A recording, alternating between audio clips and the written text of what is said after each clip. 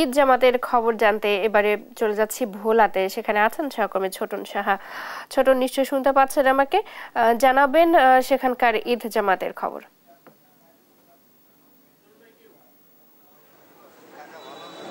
চৈতি, ঈদ মুবারক। কিছুক্ষণ আগে ভোলার যে কেন্দ্রীয় ঈদের যে ময়দান, কেন্দ্রীয় ময়দানে কিন্তু ঈদের প্রধান যে জামাত সকাল 8:30টায় অনুষ্ঠিত হয়েছে। এখানে সর্বস্তরের মানুষ অংশগ্রহণ করেছেন, রাজনৈতিক ব্যক্তিবর্গ থেকে শুরু করে জেলা প্রশাসনের শীর্ষ পর্যায়ের কর্মকর্তা সহ সর্বস্তরের মানুষ অংশগ্রহণ করেছে এবং কিছুক্ষণ আগে প্রধান জামাতটি সমাপ্ত হয়েছে। এবং আমরা একটু ভোলার জেলা প্রশাসককে লাইভে একটু যুক্ত করতে চাই এবং জি, ভোলাবাসীর পক্ষ থেকে ধন্যবাদ আপনাদেরকে। ভোলা আজ কেন্দ্রীয় ঈদগাহ ময়দানে আপনারা দেখলেন যে হাজার হাজার মানুষ এখানে নামাজ আদায় করলেন সুশৃঙ্খলভাবে। আমরা ভোলা জেলার সকল স্তরের মানুষকে জানাই ঈদের শুভেচ্ছা। এবং আরও জানেন যে এখানে আমাদের যে এতিমখানা আছে, আমাদের কারাগার, জেলখানা, কারাগার আর আমাদের যে হাসপাতাল, এখানে আমরা উন্নত মানের খাবার পরিবেশন করছি।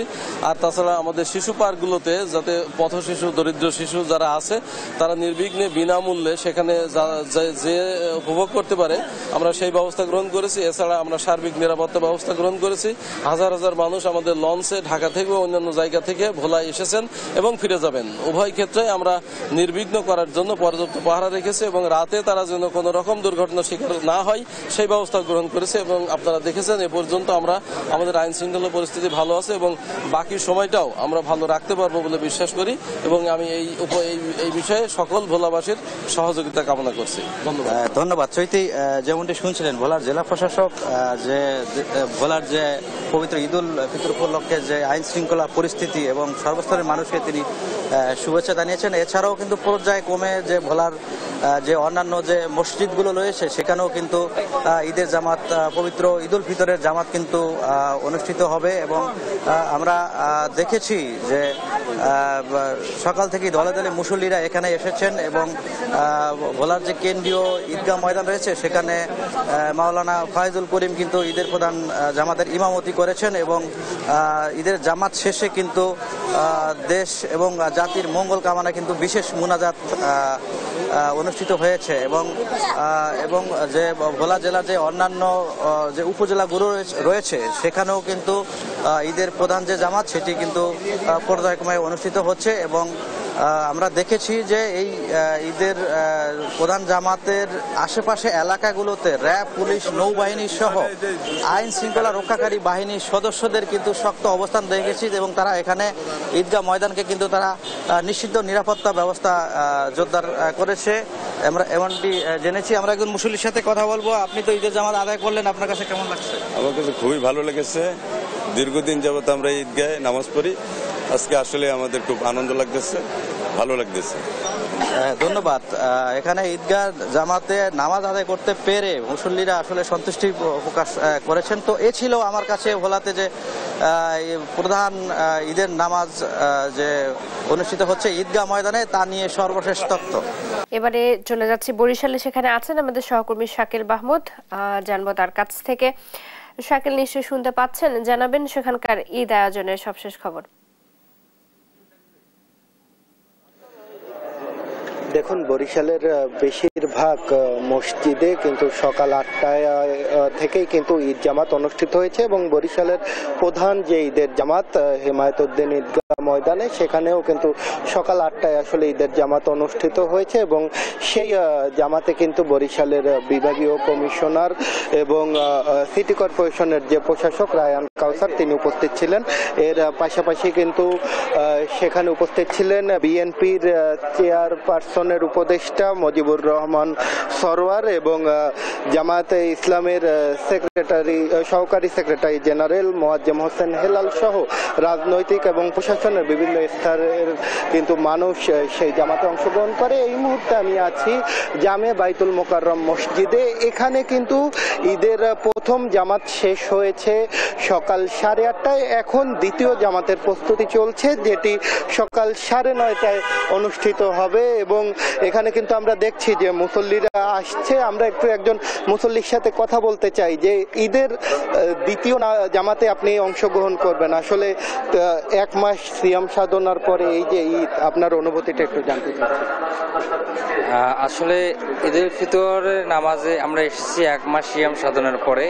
এটি মুসলিম জাতির জন্য, মুসলিম সারা বিশ্বের মুসলিম হিসেবে আমরা গর্বিত এবং আমাদের আনন্দ, আসলে এই আনন্দ ভাষা প্রকাশ করার মতো নয়। এই আনন্দ শুধু নতুন পোশাক এবং নতুন জুতো কিন্তু মূল বিষয় না, বা সেমাই মিষ্টি খাওয়াই আমাদের মূল আনন্দ না। এই যে আমরা একটা মাস রোজা রাখতে পেরেছি এবং ঈদের জামাতে অংশগ্রহণ করে যে পরিচিত অপরিচিত লোকের সাথে দেখা হচ্ছে, এটি আমাদের অনেক আনন্দ এবং সেই আনন্দ আজকে সবার মাঝে ভাগ করে দিতে চাই। সকলকে ঈদ মোবারক জানাই।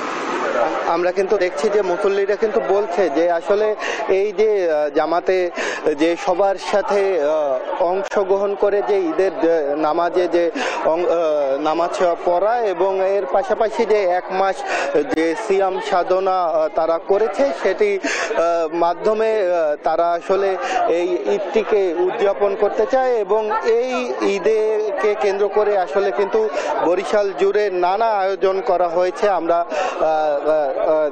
বেলা 11টার সময় আসলে বরিশাল সমাজতান্ত্রিক দল বাসদের উদ্যোগে কিন্তু ঈদ উৎসব হবে। এছাড়া কিন্তু বিভিন্ন সামাজিক সংগঠনকে আমরা কিন্তু দেখেছি যে তারা আসলে গরিব দুঃখীর মাঝে ঈদকে কেন্দ্র করে আসলে নানা তারা আয়োজন করেছে। এছাড়া কিন্তু আমরা দেখছি যে এই ঈদের জামাত কিন্তু সবশেষ বরিশালের যে কসাই জামে মসজিদ আছে, সেখানে কিন্তু ঈদের সবশেষ যে জামাত সেটি কিন্তু সকাল 10টায় অনুষ্ঠিত হবে। এবং এই ঈদকে কেন্দ্র করে আমরা কিন্তু দেখছি যে প্রশাসন কিন্তু কঠোর অবস্থানে আছে এবং এরই মধ্যে কিন্তু বরিশালের যে গুরুত্বপূর্ণ যে মোড়গুলো আছে, পাশাপাশি গুরুত্বপূর্ণ যে সড়কগুলো আছে, সেখানে কিন্তু আসলে পুলিশি টহল জোরদার করা হয়েছে। পাশাপাশি প্রশাসনের বিভিন্ন স্তরের আমরা কিন্তু দেখেছি যে নিরাপত্তা ব্যবস্থা কিন্তু পুরো নগরী জুড়ে আছে। এর পাশাপাশি আমরা দেখেছি যে সেনাবাহিনীর সদস্যরাও কিন্তু আসলে টহল দিচ্ছে এবং পুরো বরিশালকে কিন্তু একটি নিরাপত্তার চাদরে ঢেকে রাখা হয়েছে ঈদকে কেন্দ্র করে। এবং ঈদ যাতে নগরবাসী নির্বিঘ্নে করতে পারে, সেই কারণে কিন্তু সব ধরনেরই প্রস্তুতি গ্রহণ করা হয়েছে বলে কিন্তু জানিয়েছে বরিশালের বিভাগীয় কমিশনার। এর পাশাপাশি আমরা দেখেছি যে রাজনৈতিক যে যারা আছে, যেসব নেতারা, তাদের বাড়িতে বাড়িতে কিন্তু ঈদের আনন্দ শুরু হয়ে গেছে। বিশেষ করে বিএনপি এবং জামাতের যে নেতারা আছে কেন্দ্রীয় এবং স্থানীয়, তাদের বাড়িতে কিন্তু নেতাকর্মীরা ভিড় করছে এবং একে অপরের সাথে কিন্তু ঈদের শুভেচ্ছা বিনিময় করছে আমরা কিন্তু দেখেছি। তো বরিশাল থেকে এতটুকুই ছিল আমার কাছে থাকা সবশেষ। শাকিল, ধন্যবাদ আপনাকে। বরিশাল থেকে যুক্ত হয়ে সেখানকার ঈদ জামাতের খবর জানাচ্ছিলেন সহকর্মী শাকিল মাহমুদ।